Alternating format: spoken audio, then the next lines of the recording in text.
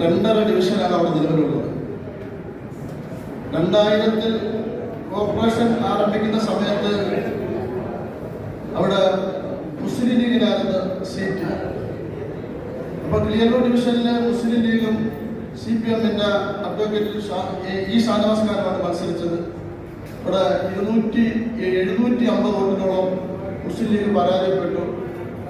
ഷാനവാസ് ഖാൻ ജയിച്ചു. അത് കഴിഞ്ഞ് 2005 കോർപ്പറേഷന് തെരഞ്ഞെടുപ്പ് പ്രഖ്യാപിച്ച സമയത്ത് ഞങ്ങളെല്ലാവരും കൂടെ ഒറ്റക്കെട്ടായി നിന്നുകൊണ്ട് അത് കോൺഗ്രസിന് തരണമെന്ന് പറഞ്ഞുകൊണ്ട് DCC സമ്മർദ്ദം ചെലുത്തി. ആ സീറ്റ് കോൺഗ്രസിന് തന്നു. കോൺഗ്രസ് മത്സരിച്ചു.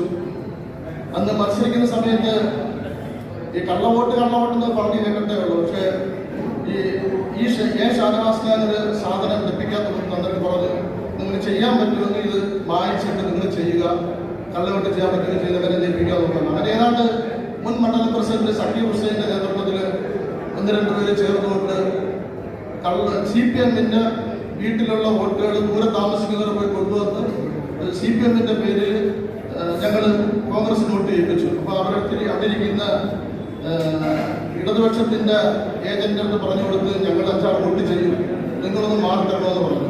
അപ്പൊ അതിലൊരാൾ പറഞ്ഞു, ഞാനടക്കം നിങ്ങൾ ചെയ്തു, ഞാൻ ഉള്ളപ്പോൾ ചെയ്യാൻ പറ്റത്തില്ലെന്ന് പറഞ്ഞു. ആ സമയത്ത് അവനിറങ്ങിയ സമയത്ത് ഞാനെ കണ്ട് വോട്ട് ചെയ്തു.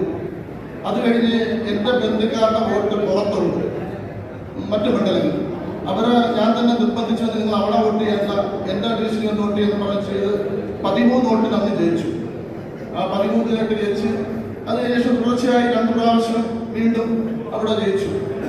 ഈ കഴിഞ്ഞ തെരഞ്ഞെടുപ്പില്